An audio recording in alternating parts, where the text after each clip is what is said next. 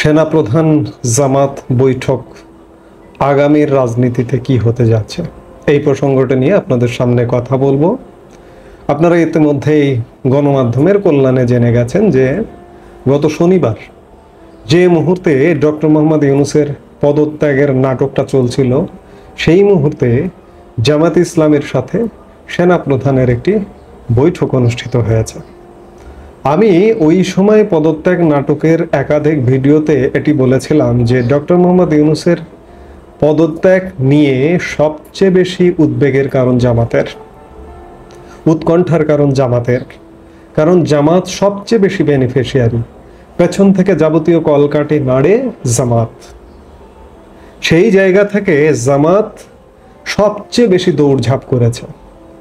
জামাত দফায় দফায় বিএনপির সাথে বৈঠক করেছে, জামাত দফায় দফায় এনসিপির সাথে বৈঠক করেছে, এবং যারা ক্রীড়নক বাংলাদেশের এই মুহূর্তের রাজনীতির, সেই তাদের সাথে সেনাবাহিনীর সাথেও জামাত বৈঠক করেছে।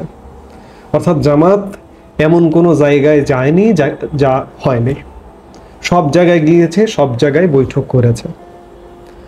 আপনাদের দেশের প্রচলিত রাজনৈতিক দলগুলোকে আমি বলবো জামাতের কাছে রাজনীতি শিখতে, জামাতের কৌশলের কাছে রাজনীতি শিখতে। জামাত সেনাবাহিনীকে কনভিন্স করেছে, বিএনপিকে কনভিন্স করেছে, এনসিপি তো তাদেরই তাদেরই অংশ যদি বলেন হতে পারে। সেই জায়গা থেকে জামাত সেনাবাহিনীকে কনভিন্স করে ডক্টর মোহাম্মদ ইউনূসকে সেনাবাহিনী কর্তৃক কি একটা সিগন্যাল দেয়নি? আপনি কি মনে করেন? সিগন্যাল ছাড়া, সেনাবাহিনীর সিগন্যাল ছাড়া ডক্টর মোহাম্মদ ইউনূস টিকে আছে? অসম্ভব। সেনাবাহিনীর সিগন্যাল ছাড়া এক মুহূর্ত ডক্টর মোহাম্মদ ইউনূস থাকবার কোনো এখতিয়ার নাই এবং থাকা সম্ভব না। 1 মিনিট না, 1 মিনিট আগে বলবে যে আপনি চলে যান, 1 মিনিট পরে ডক্টর ইউনূস চলে যাবে। সেই জায়গা থেকে সেনাবাহিনী থেকে অবশ্যই সিগন্যাল দেওয়া হয়েছে। গতকালকে সেনাবাহিনীর ব্রিফিংয়ে কি দেখলেন? সরকারের সাথে সেনাবাহিনীর কোনো মুখোমুখি ঘটনা নেই, মুখোমুখি হবার ঘটনা নেই। সরকার এবং সেনাবাহিনী একসাথে কাজ করছে। অর্থাৎ ডক্টর মোহাম্মদ ইউনূসের সরকার সেনাবাহিনীর সরকার, সেনা সমর্থিত সরকার এবং জামাত সমর্থিত সরকার। সেই জায়গা থেকে জামাত বর্তমানে দেশ শাসনে নেপথ্য ভূমিকায় অবতীর্ণ হয়েছে। আগামীতে পাকাপোক্তভাবে জামাত আসবে, যে এটি এক প্রকার নিশ্চিত। আমার বোঝা হয়ে গেছে, আমার ক্যালকুলেশন হয়ে গেছে। আমি 5 আগস্ট পরবর্তী সময়েই বলেছিলাম, আবারও বলছি, এর মধ্যে অনেক কথা বলেছি, কিন্তু একটা ক্যালকুলেশন কমপ্লিট, যে জামাত দেশ জাহান্নামে যাক, দেশ যাই হোক না কেন, আগামী যে নির্বাচনটি হতে যাচ্ছে, সম্ভাব্য সময় বিভিন্ন জায়গা থেকে, বিভিন্ন ফোরাম থেকে শোনা যাচ্ছে যে ফেব্রুয়ারি নাগাদ নির্বাচনটা হবে। যেভাবেই হোক আগামীর ক্ষমতায় জামাত। আওয়ামী লীগ, বিএনপি, আওয়ামী লীগ তো নেই। আওয়ামী লীগ আদৌ নির্বাচন করতে পারবে কিনা সে ব্যাপারে সন্দেহ সংশয় আছে।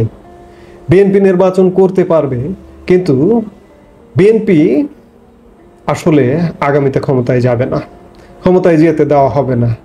জামাতের কৌশলের রাজনীতির কাছে বিএনপি একদম নস্যি। এই যে এত বড় একটা সিচুয়েশন ঘটে গেল, জামাত কিন্তু ম্যানেজ করে ফেলেছে, এবং ম্যানেজ করে ফেলবার কারণে এই বর্তমান যে পরিস্থিতি, ডক্টর মোহাম্মদ ইউনূস টিকে গেল। হয়তো সামনে নানা রকম সমস্যা আসবে, যে আজকেও সচিবালয় উত্তাল, এখানে উত্তাল, সেখানে উত্তাল, মব হচ্ছে, এগুলো চলবেই, এগুলো চলতেই থাকবে। দেশের মানুষের খুব সহসা বাংলাদেশের মানুষ যে একটা শান্তির দেশে ঢুকে যাবে, এটি আপনি যদি ভাবেন, আপনি যদি স্বপ্ন দেখেন, আমিও স্বপ্ন দেখাতে আর পারবো না।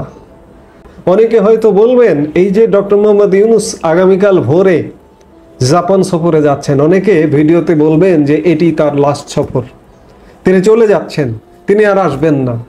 সম্পূর্ণ ভুল। ডক্টর মোহাম্মদ ইউনূস ফিরে আসবেন, এবং তার এজেন্ডা যতক্ষণ পর্যন্ত বাস্তবায়ন করা, ততক্ষণ পর্যন্ত বাস্তবায়ন করবেন। ডক্টর মোহাম্মদ ইউনূস জামাতের সরকার প্রধান, ডক্টর মোহাম্মদ ইউনূস সেনাবাহিনীর সরকার প্রধান, বিএনপির নয়। এর মধ্যে আরেকটি কানাঘুষা আছে যে গত 12 মে যখন প্রজ্ঞাপন জারি করে আওয়ামী লীগের কার্যক্রম নিষিদ্ধ করা হলো, 13 মে অসমর্থিত সূত্রের খবর যে বিএনপি নেতা সালাউদ্দিন আহমেদের নেতৃত্বে বিএনপিরও একটি দল সেনাপ্রধানের সাথে সাক্ষাৎ করেছেন। যেটি হোক, বিএনপি সাক্ষাৎ করতে পারেন, জামাত তো সাক্ষাৎ করেছে, সেটি সেনা বাহিনীর প্রধানের সাথে, সেটি গণমাধ্যমে এসছে। অর্থাৎ জামাতের নিয়ন্ত্রণে দেশটা। এই যে আজকে জামাতের একজন নেতা এটিএম আজহারুল ইসলাম, যিনি যুদ্ধাপরাধের দায়ে মৃত্যুদণ্ডপ্রাপ্ত আসামি ছিলেন, তিনি আজকে খালাস পেয়ে গেছেন। বাংলাদেশে বা মুক্তিযুদ্ধে কোনো যুদ্ধ অপরাধ ঘটেনি। এটি আমার কথা না, এটি জামাতের কথা। জামাতের যে নেতাদের মতিউর রহমান নিজামী, আলিয়া হোসেন মোহাম্মদ মুজাহিদ কিংবা গোলাম আজম, দেলোয়ার হোসেন সাইদি, যাদেরকে অপরাধের দায়ে কাউকে ফাঁসিতে ঝোলানো হয়েছে, কাউকে যাবজ্জীবন দেওয়া হয়েছে, কাদের মোল্লা, তাদের আসলে বিচারটি সঠিক হয়নি। এটি জামাতের বয়ান।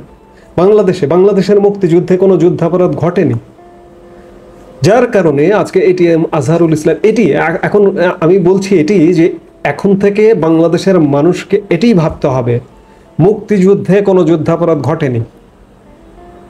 যার দরুন জামাতের নেতাদের যে শাস্তিগুলো দেওয়া হয়েছে সেগুলো অন্যায়, এখন এটি মনে করতে হবে।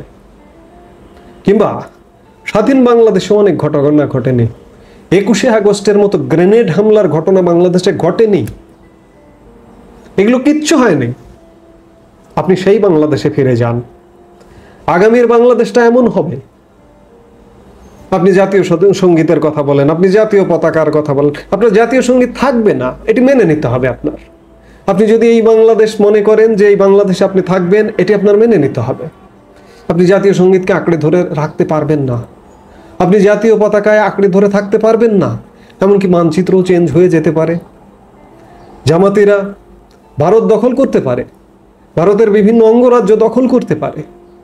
জামাত সেনাবাহিনী মিলে আমাদের এখন মনে হচ্ছে আমরা সেই বাংলাদেশে চলে গেছি। কথাগুলো আসলে দুঃখের, কথাগুলো আবেগের, কথাগুলো ইমোশনের। অনেকের হয়তো শুনতে ভালো লাগবে না। আজকে এই পরিস্থিতি হওয়ার জন্য দায়ী আওয়ামী লীগ, এই পরিস্থিতি হওয়ার জন্য দায়ী বিএনপি। বাংলাদেশের মানুষ এখন দীর্ঘদিন বর্তমানে জামাতি শাসনে, জামাতি পরোক্ষ শাসনে চলছেন। আগামী দিনটাও জামাতের শাসনে তৈরি হবার জন্য প্রস্তুতি নিন। যদি এই দেশে থাকতে চান, সেটিকেই মনে করতে হবে আইন, সেটিকেই মনে করতে হবে শাসন, সেটিকেই মনে করতে হবে দেশ, সেটিই হবে বাংলাদেশ। এই হচ্ছে আগামীর বাংলাদেশ হতে যাচ্ছে। এই মুহূর্তে এ পর্যন্তই। সবাই ভালো থাকুন, সুস্থ থাকুন।